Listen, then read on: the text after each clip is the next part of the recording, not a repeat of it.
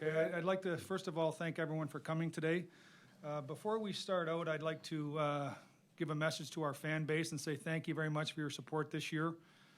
There was some great times early in the year, and they filtered away as the year went on, but your support didn't.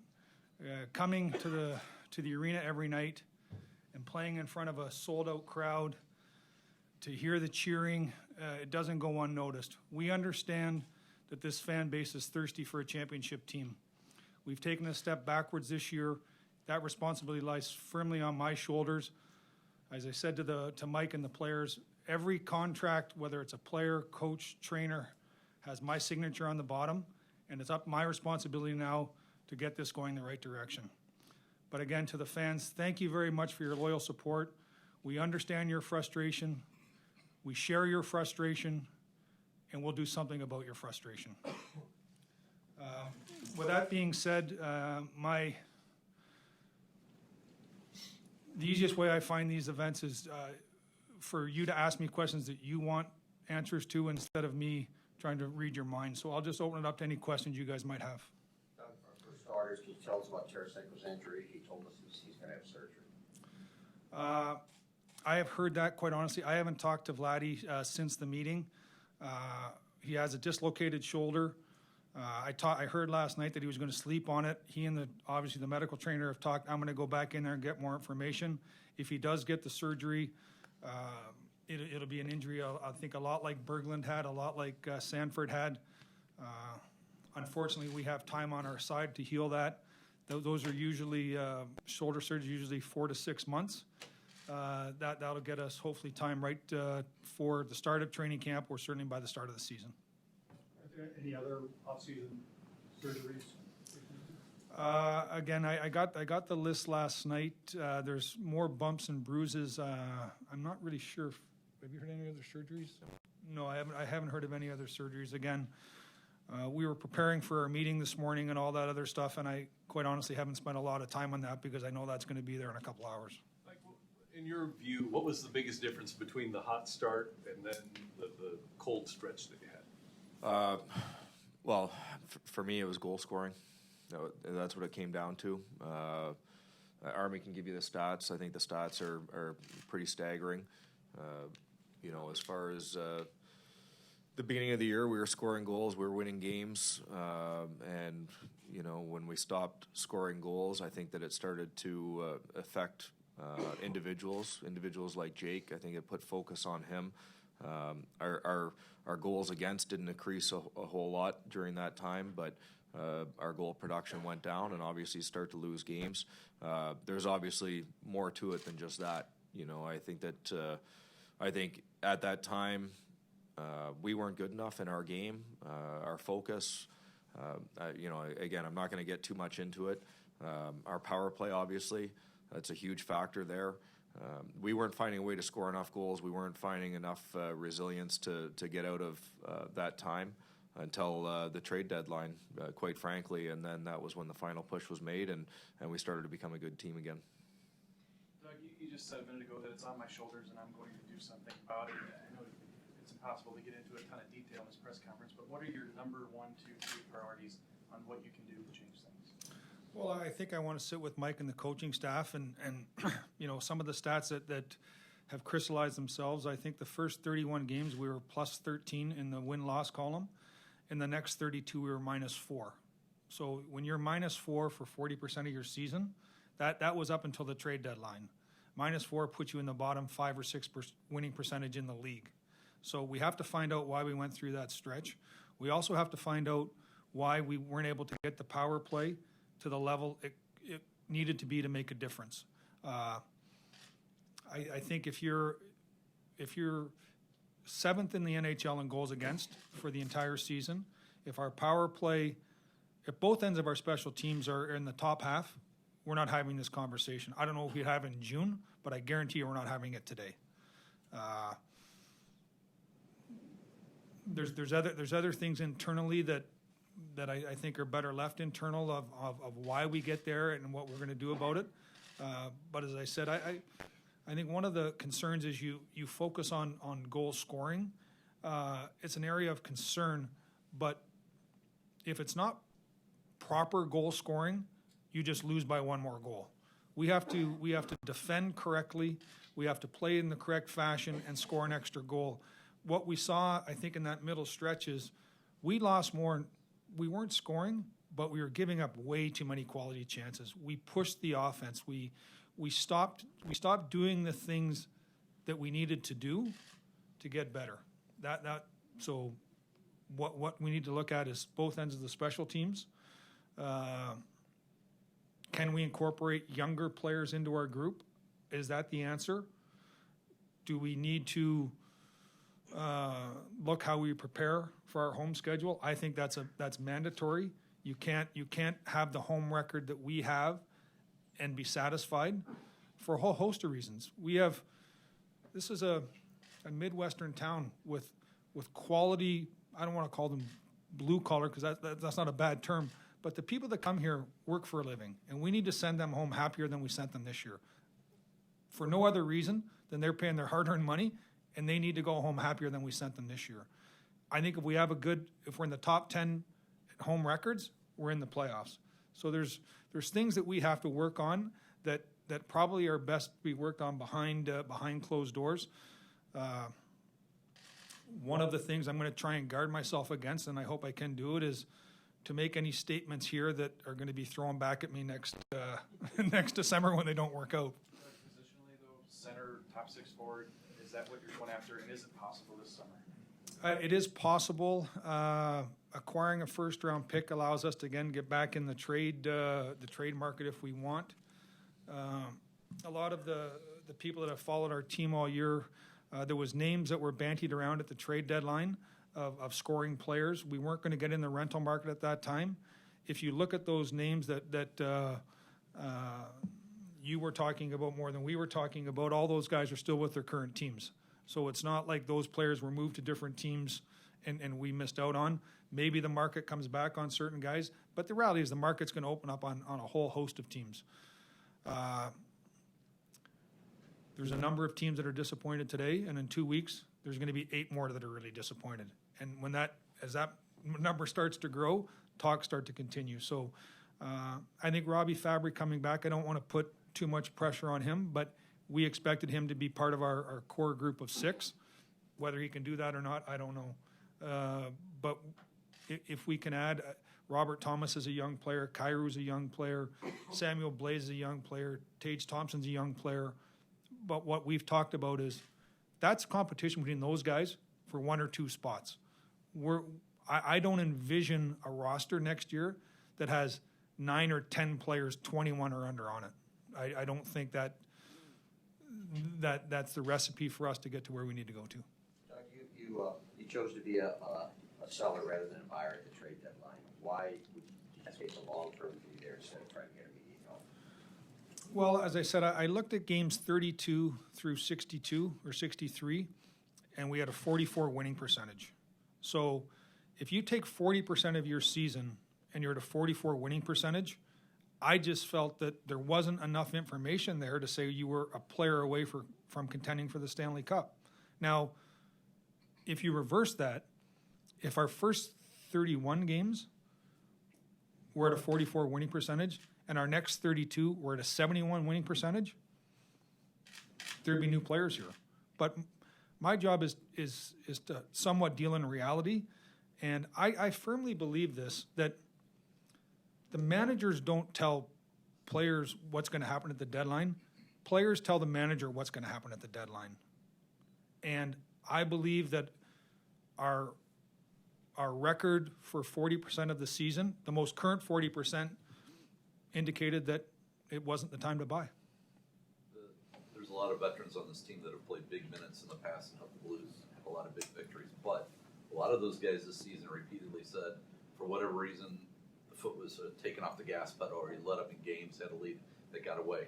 How do you sort through, how do you kind of decide what the right mix is going forward of guys who, like I said, have played big minutes, but also, again, this season, for whatever reason, the consistency wasn't there?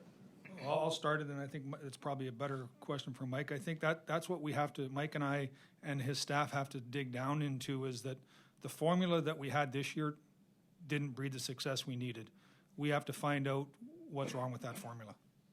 Yeah, what I would say is it's just, for me, it comes down to consistency and the consistency of our game. And, we talk about scoring goals, and you get into that time of year, we have an identity that's been long-standing here. That's a team that's hard to play against. It's team built on checking for sure, and physicality and hard work. But it's also been a team that's built on scoring goals a certain way. I felt that during the time that we started to not score goals, the focus became solely on scoring goals, and we started to slip in all the other areas that we were strong. And, eventually what you end up doing is you end up scoring less goals, and that's what happened to us. So we became weaker defensively, became easier to play against, and we started to score fewer goals. Obviously, that's something that we can't allow as a coaching staff. We have to find a different way, a different method to make sure that we don't get into something like that and that we don't allow it to continue. You can do scheme-wise, or is Well, that's obviously a huge focus for us, and yes, it's we can't as a coaching staff. I promise you that we will not sit around and just assume that things are going to be better next year. Obviously we have to look at everything from the way that we're managing it, operating it, holding guys accountable. The personnel that we're using, the tactics that we're using. Certainly, we're going to do everything that we can to go to school from the rest of the league. As far as what teams are doing, the best power plays, what makes them successful compared to us. Analyzing everything that has gone wrong for us this year. We obviously have to do everything on our part to make sure that changes. Mike, regarding the power play, maybe it seems unfair, but what do you make of the connection people making of the poor power play in Minnesota and now here in St. Louis? Is there a connection, or is it apples? Well, I mean, if it's going to keep following you around, then that's something that I have to live with, and I'm going to have to make sure that changes. So, I'm not going to dodge that. There's no question. I'll take responsibility for it. That's on me. there anything in the approach to home games that you change? We have to. For me, it's a mindset. I think that we go on the road and we. I don't want to say that we necessarily assume that we're going to win at home, but we have. Excuse me. When we go on the road, there's a better understanding, better preparation, and we invest in the game better. We come out in the first 5 minutes of the game. We manage the puck. We get pucks in behind the defenseman. We make it difficult on them because of the way that we check, because of our physicality, and we make the game miserable. And we find a way to play a game that allows us to take the game over as it goes on. When we come home, it's like we just think that we're just going to go out the first 2-3 shifts, grab the lead, and then coast to a victory. It doesn't work like that. I think that we have to get back to being a team that is much harder to play against at home. It should be a miserable time for teams to come into our building. Our fan support is awesome, like Army said. It's noisy. It's an intimidating place to play if you play an intimidating game. And I didn't think that, that doesn't mean necessarily fighting every shift, but we certainly didn't play a game that made it uncomfortable for them every shift. Mike, is that a red flag that happened multiple times? Well, I mean, obviously, I hate to say it, it's too late for red flags right now, but obviously it's something that we have to correct. Again, we have a long list of things that have to get better, and that is absolutely on our list, and already, Army and I are taking the time right now to meet with each player, and obviously that's a focus for all of us to make sure that we correct. Army, do you think your roster needs to get quicker, needs to get more skilled, and if so, will that take a drastic overhaul, a drastic change with your roster? Do you feel like you have the pieces here to become a better offense? I think our reserve list has those pieces, Andy. I don't think all the pieces are in that room today. We have younger players, I think, that are going to provide some quickness. We have injured players that are going to provide some quickness. And I think we can look outside of this group to see if we can get better.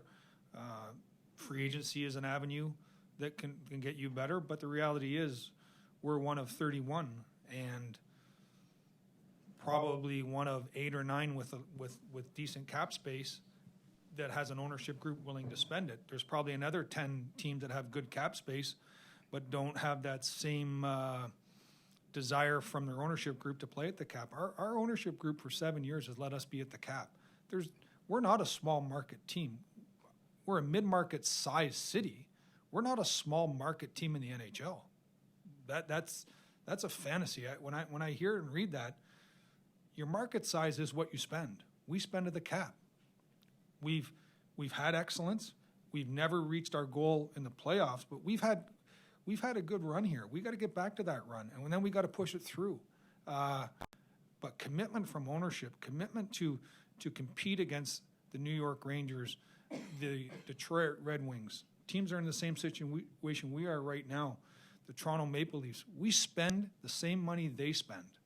So I'm excited about working for an ownership group that won't allow us to use market size as a reason why we don't compete. Market size, again, is not the number of people in your market. It's the amount of money your owners spend to the cap, and our owners spend to the cap. I mean, do some of those contracts, when you're talking trades or trying to make moves, do they constrict you sometimes? Our current contracts? Yeah. Yeah. Either the amount of money that another team would be willing to pay for a particular player or the no trades. My philosophy on the no trades is I don't talk to a manager and say, if there's a proper deal to be made, I will make that deal, then I'll take it to the player and say, I'd like to trade you. You have options. You can say no. I've done that in the past, and I've been told no. I'll probably do it in the future, and I'll be told no. So a no trade doesn't mean you can't communicate with other teams about players. As far as the contracts, there's certain players that I think seem to be the piñata for local bloggers. But when you look at their production compared to the production of other guys around the league, they're not overpaid. I mean, I find today in social media, it's something that as a 53, 54-year-old, I'm starting to understand a little bit, is that people are angry. People love to get on these things and vent their anger. We lost 2 years ago in the semifinals, and people were angry. I read other blogs. People are angry. We read it because I find it insightful to how our fan base feels, but I don't look at our bloggers for information on if our players are properly compensated or overcompensated. How do you look at your goaltending position, both with Jake as a number one and Carter obviously as a unrestricted free agent? As I said, if you step back and you look at the goaltending, I think Mike said we're tied for 7th or 8th, 6th, 7th, or 8th in goals against at the end of the league, end of the regular season. It's hard to believe you don't make the playoffs if your goals against is at that number. With that being said, there seems to be peaks and valleys in individual play of skaters and of goalies. We need to get those valleys higher, and the peaks are high enough. Like when our players play at their best, I like their peaks, but the valleys need to get a little bit higher. But I don't want to analytically bore you people to death, but games like the biggest difference between games 32 and 63, I think our goals against. Now we were plus 13 in the first 31. Our goals against totally went up, I think, 6. But our winning percentage went down 30. So I think the focus on our goaltending is because we played too close to a razor's edge. And I think they were exposed. I think there was some things that happened in that first 31 games that masked really some of the concerns that we had. I think we gave up 2 goals quite a few times in the first 31 in the third period. That's not winning hockey. Winning hockey is shutting games down. Winning hockey is playing for your goalie. Winning hockey is making sure that goalie gets out with a really good feeling. And I thought in the first 31 games, we had amassed enough goals where you gave up 2 in the third period and you still won. But I always felt that was a slippery slope. And then when you stop scoring and you're still giving up that number of goals, it's a bad situation. So, and I'm not even answering your question about the 2 goalies. So Jake needs to be better. He knows that. We're counting on to be better. His peaks are really high. We got to get the valleys a little bit closer. Carter Hutton, it'd be disingenuous to say he didn't have a very, very, very good season. Mike, I'm sorry, Army, understanding what you just said, do you still have confidence in Jake to be a number one goalie? Yes, I do. But I would say next year's a huge year for him. Like, next year's a huge year for all of us. Skaters, manager, coaches, trainers. Like, we had a perception for 6 or 7 years here of an elite organization. You lose that perception when you miss the playoffs. Players lose that perception of, are they elite players when you miss the playoffs? So I would say it's an important summer for Jake, but no more important than other guys that you didn't ask about. Quick follow-up. I understand you're not going to go into detail here, but would it be an area that you would explore in the offseason if there is the potential to upgrade? As I said, Jake is coming back next year, and we got to talk to Hutz about coming back. Husso was AHL all-rookie team, which is great for a young goaltender. But we want to put players in positions to succeed, not fail. That's not Husso, but that's all of our young players, meaning this isn't the league to learn in. We went down that path this year with a couple of younger players, and we saw some really good play, but it's a hard league to learn in. So all in all, a lot is going to depend on what Carter wants to do. We'll have a chat with him. He's aware of that. But if it's not him, then it'll have to be somebody else. But overall, if our goaltending stays in the top 7 in goals against, and we tidy up the other things, we're a playoff team and a good playoff team. Just to follow up on that, Jake took ownership. He said he needs to be more consistent. How do you get him to be more consistent? Well, again, I think us as so I like that he's taken that ownership, and I think that the way we turn things around is we all have to. This is obviously the time to look in the mirror and analyze everything that you're doing. And so for us as a staff, is there anything differently that we could do in terms of, the way that we manage Jake, whether it's the minutes that we give him, the games that we give him, the way that we manage him through practice, through preparation. Obviously, again, I don't think that it's fair to just sit here and say that he wasn't good enough. When they're playing for you, they're ultimately your responsibility. I think a lot of that also lies in, obviously, you look at that stretch where things weren't going well, and again, the lack of goal scoring was obviously it made the fact that Jake had to play a perfect game, and obviously during that time he didn't play perfectly. There were mistakes that you could look back and say that cost us the game, but when I look at the body of work and the body of play that we gave during that time, we weren't playing the same game that we were playing earlier in the year, which allowed us to score goals, which allowed us to be more successful. And then, obviously your goalie's the last line, the guy that you look to when the puck goes in the net. So we have to make sure as a staff that we find a way to make sure that we don't allow our game to slip during those times. If your goalie's struggling, that's when your team has to dig deeper, has to play harder, has to play stronger, and play a game that really allows him to be successful and get out of it. Mike, you changed some things, obviously, in training camp. How did you think Vladimir Tarasenko played within the system that you had initiated? I'd say that there was times where Vladdy played very well in the system, and then there was some other times where I would say, like our team, there was some consistency that we have to make sure that we have and we see night in and night out. And that's not just him. This is easy to point a finger at one guy. I'm really impressed and pleased with the way that he finished the season. To me, him along with some of our veteran players, that showed a lot in terms of character and how much this team, this franchise, this city means to them. But again, that it's up to me as a coach, as us as coaches, to make sure that we find that level of consistency. Vladdy is a guy that cares. He allows sometimes his frustration, his emotion to affect his play, and we have to make sure that we manage that better.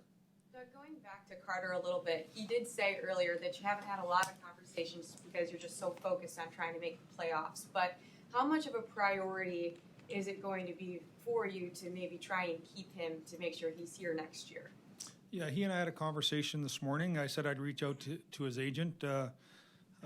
He's played very well for us here the last couple of years, and I can lay out my vision, what we have for next year, and if it fits into what he views he wants to do, that's there. You know, one of the things when you look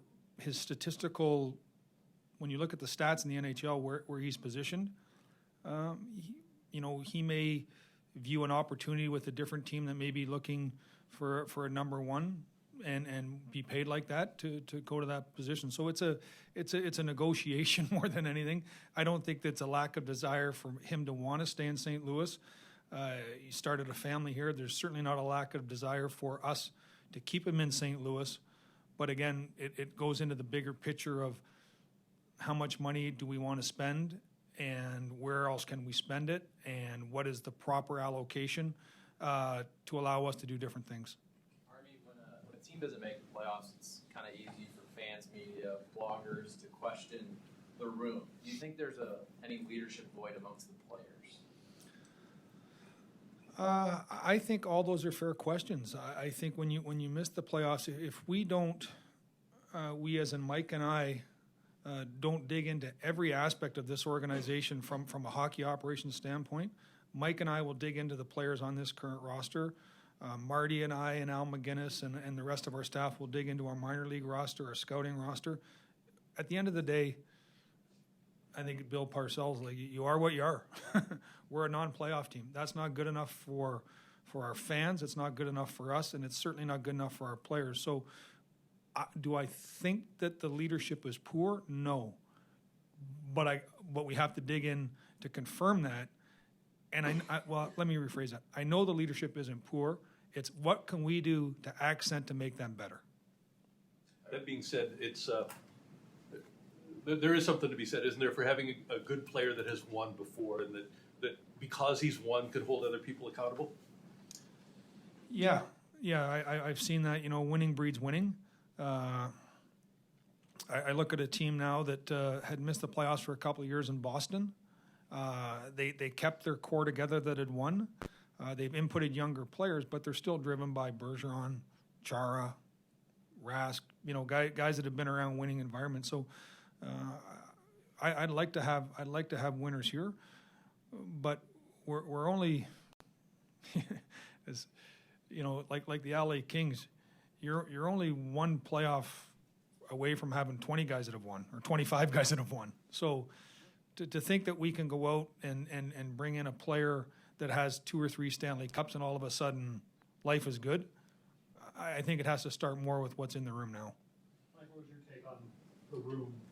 I think that the room came together at the end of the year. I think that there was times where our game slipped a little bit, and I don't think it was an issue of as far as chemistry or guys liking each other.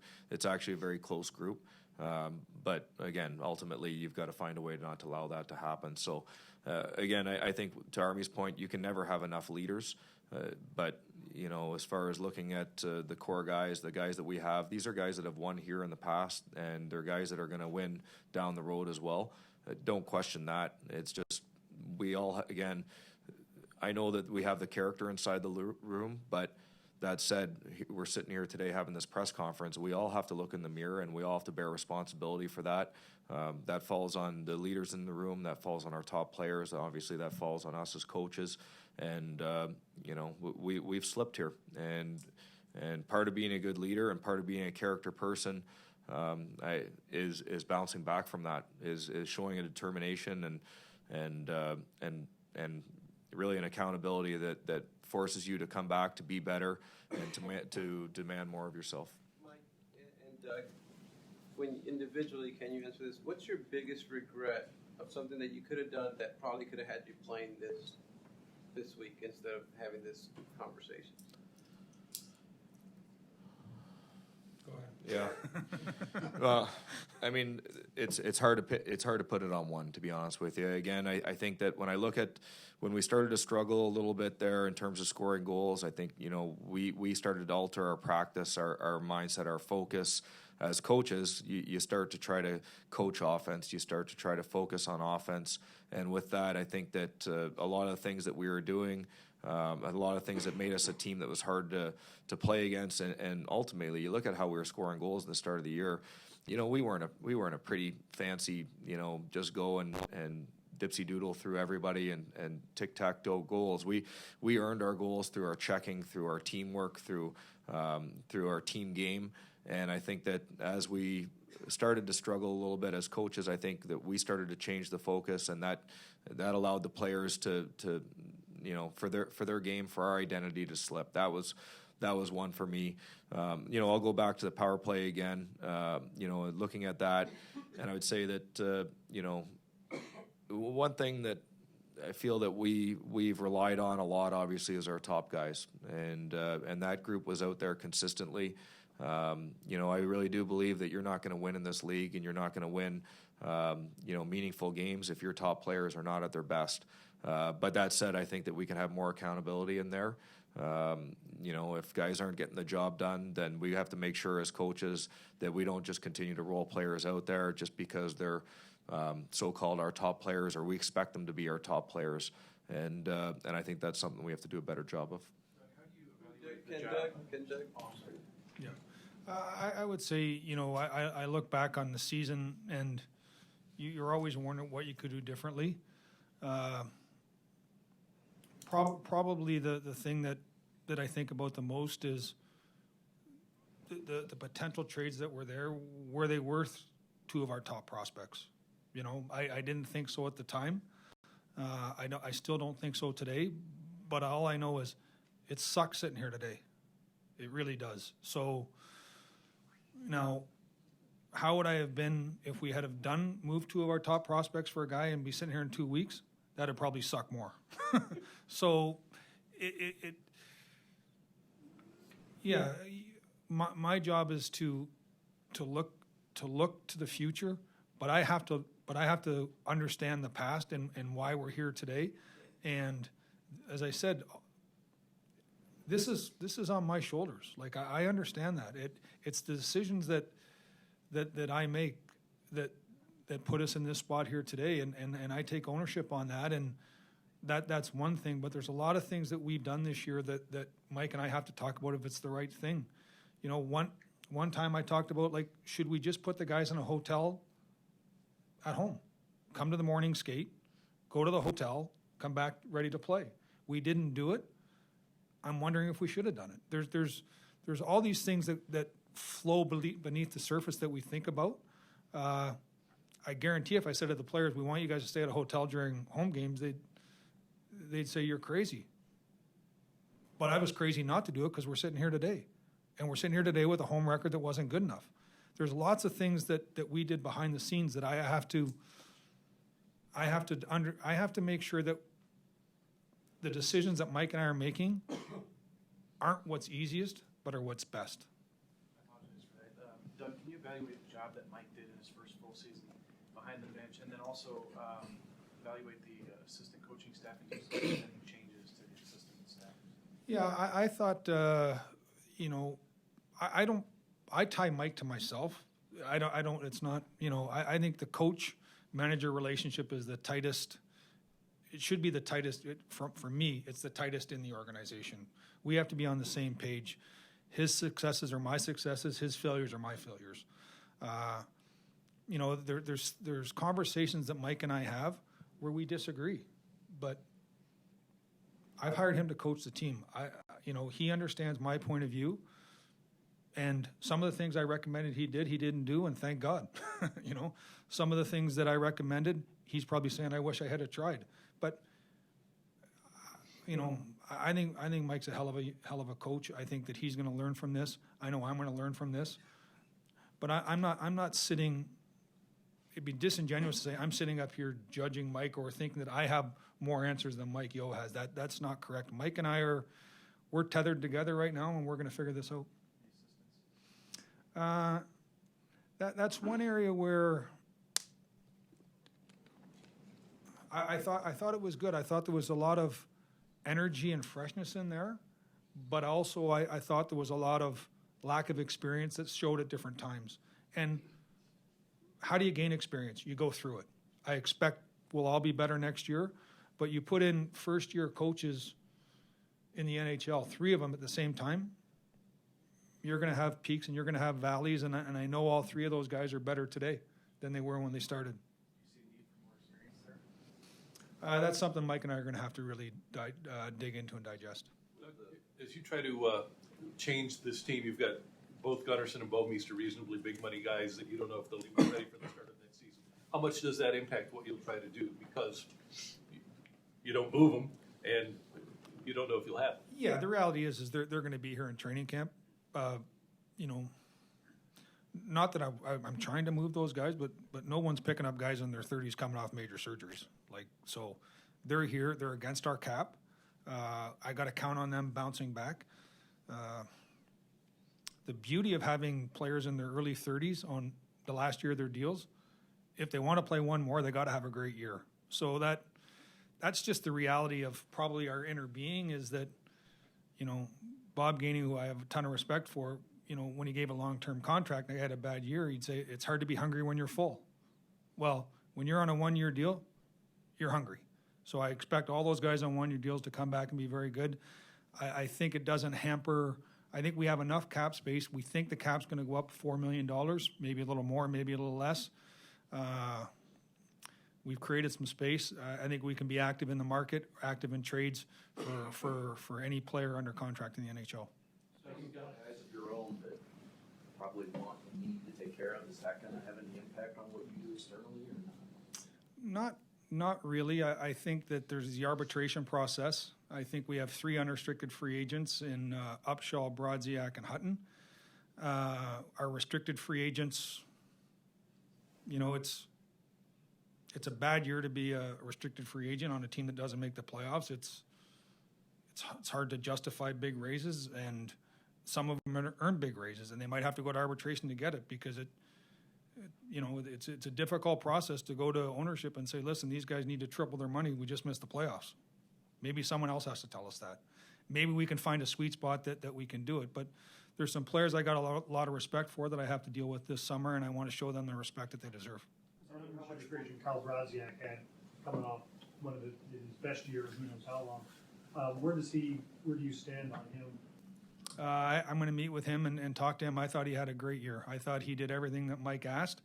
Probably a player that again got pushed out of a comfort zone due to outside forces out of his control. You know, he played higher up the lineup than he has, and but I thought he did a great job, and I'd like to see where his mind at is about playing in the future and where he wants to play. Army, how much will your American League situation next year help in terms of developing and just getting organizations back on? Andy, I think it's going to have a huge impact that's not going to be seen by many people. You know, not having the ability to create the depth that you needed really showed itself to me this year at the trade deadline. We had talked to some depth players that have NHL experience and come up and play for us. You want to sign? Yeah, I like the option. Where am I going to play? Well, I'm actually not really sure where you're going to play. Well, sign here, and then we'll put you to Binghamton. We'll put you to Springfield. Like, nobody wants to sign up for that. Now we can get them to sign up for that. Like, the reality is if we had made the playoffs, you know, we were one injury away from having Tommy Vanelli or Wallman play in the playoffs, and that's not a slam on those guys. It just shows that when you lose Prosser to waivers, you lose Gunnarsson, you lose Bouwmeester, you lose Lindbaum, and you haven't had the ability to create the depth in your own organization, it gets thin quick. So having the ability to invest in our minor league team, having the ability to invest in veteran players, not only protects us, but it also gives our younger players down in San Antonio the opportunity to learn from the people we want them to learn from. Who's going to the Worlds other than Mike? I asked the players in our meeting to give me a list of who's going to go. I know we've probably had 11 or 12 invited. Until they tell me that they're going to go for sure, I think we'll just make one long list of who's going. I think at least 11 have been invited, maybe 12.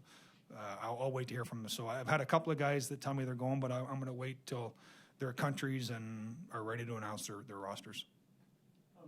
Talking about injuries on the D, Schmaltz and Lindbaum, what are their situations? Lindbaum was a shoulder, like what Tarasenko had, like what Sanford had. He's 6 months. He's had the surgery a month or two ago. Schmaltz was a concussion. He's feeling better, but he's not passing the protocol test that's necessary. With a head injury, for the people that have been here a long time, David Perron, he seemed to be good, and then, he was out for another 6 months. You never know when these guys get back, and what we want, when Schmaltz gets back, we want him to be like David Perron and never go out again. And how's Fabry doing? I think he's doing well. I'm not going to lie to you. I haven't spent a lot of time talking to him or a lot of time focused in on it. He's been in Toronto training with his own training staff. He's here now, came at the team pitcher and stayed. Was hoping to stay here to do some work. He'll get back to Toronto. All indications are that he's moving ahead. I know he's putting the work in. We are monitoring the work that he's doing in Toronto, but he's coming off an ACL surgery on an ACL surgery. So time's going to tell. I know he's putting the work in, and that's a huge credit to him. He understands that his career is lying in the balance of getting healthy and playing. You've held yourself accountable every season when you've done and take the responsibility for stuff, but do you feel a different sort of demand going into this year, a different sort of expectation that you have to deliver upon? Yeah, I do. I think, one of the messages that we shared with the players, Mike and I, is that we are viewed from our competition as an elite team. I think you've earned that right with 100-point seasons for Sixers. We're not viewed like that right now. That's, when it's all said and done with, and I'm gone, and there's another manager up here, I only have my own pride to look back on, and I want to restore the pride in the organization. I want to restore the pride in wearing the blue note, and I want to be here for the success. So this is a big summer for me. I know you spoke earlier about championship players. Along those same lines, there were logical reasons why guys like Backus and Brouwer and Ott and Reeves have moved on. But do you feel like that element is gone? Is that something you'd like to add this summer? Just some more grit? Yeah, I think when you look at those players you just mentioned, they all have one similar characteristic. They all left for different reasons. I don't blame any of them for leaving. Obviously, Otter's come back as a coach. Ryan Reeves had no choice. It was my choice, The other two left via free agency. But, yeah, that's an element that we don't diminish how important it is. We've had some players we thought would take that and maybe are still working towards growing into it. We maybe have some younger players that are going to come in, and a guy like Robbie Thomas, in junior hockey in the World Juniors, he seems to be a high character player that plays through anything. I'm hoping that translates to the NHL real soon. But no, I think that's an astute point that we have chipped away at a lot of the same fabric that might have made us a good team, or did make us a good team. Just another housekeeping thing. Foley, he's yet to play for San Antonio. Did he leave Providence? Did he have an injury at the end of the season? Yes, he did. He had a concussion sustained in the last game. He came in and saw our doctors. He went into Michigan to see their doctor. If he's not cleared to play, he's cleared to practice. He's in San Antonio today. We're running a mini camp in San Antonio. We have a lot of our prospects down there right now. He's taking part of that. So yes, that's the reason you haven't seen him on the ice. Colton Parayko, how did you feel about this season? Well, again, it's tough to sit up here and comment on Vladdy and Colton now, not having the chance to meet with these players first. But I would say that Colton, I want to make sure. I think Colton has the ability to be a dominant player in this league. I think that we saw it at times. I don't think we saw it enough. Again, for me, that falls on us as coaches. To make sure that we make sure that Colton understands that he's a young player that's still developing and needs to continue to develop. So there's things that have to be in Colton's game on a night-to-night basis that allow that dominance to show. And again, that's something that we have to communicate with him here today and make sure that we really drive forward with here. Mike, out of all the young guys that played, was Vince Dunn probably the one that paid the biggest, would you say? Well, Yeah, I think all the young guys took steps, and I would say, I shouldn't say that. I look at Tage, and I think Tage took some big steps this year. And then I think we had some other young guys that maybe didn't take a step. But I do look at Dunner as a guy that took a real positive step this year. Now, that said, Barbie was one of those guys last year. And so again, Dunner, it was a great season for him as far as number one, earning the trust of the coaching staff, proving that he can play in this league, and then the confidence that he grew. And you look at how his minutes went up, his roles went up, and that's obviously a great accomplishment. That said, this league is, through for as long as we can all remember, there's been an awful lot of players that have come in and had a good first season and taken a step backwards. So I think his off season is going to be incredibly important how he handles it. But I have no reason to believe that this is a guy that's going to take a step backwards. I think he's a competitive kid. He's a gamer. He wants to make plays when he's out there. He has the ability. We can all see the way that he moves the puck, and we're going to continue to work with him and develop him and make sure that this isn't the highest that we've seen. What does Tage need to take out of his experience this year? Just how hard the NHL is. I think that's the biggest thing. I think that he really started to understand that, to grasp that. He's improved in his play without the puck. Obviously, he went a long time without scoring goals. We all felt that, if he got one or if he got on the board, that it would probably translate to him getting onto a bit of a run or a bit of a streak. But it's a hard league to score goals in. And so with that, you have to be more than just a shooter. You have to find a way to get to the net. You have to find a way to score other goals as opposed to just relying on your shot. And you have to do more in your game. And I think that that's something that he's really embraced and he's working on. And again, this is a guy I think that his off season is going to be very big for him. He's a guy with a lot of potential. He's a guy with a lot of character. He really cares.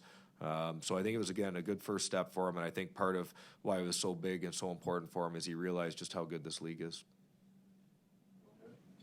Okay, just in closing, I'd like just a couple of comments. One, I'd like to thank each and every one of you for your support and following the Blues this year.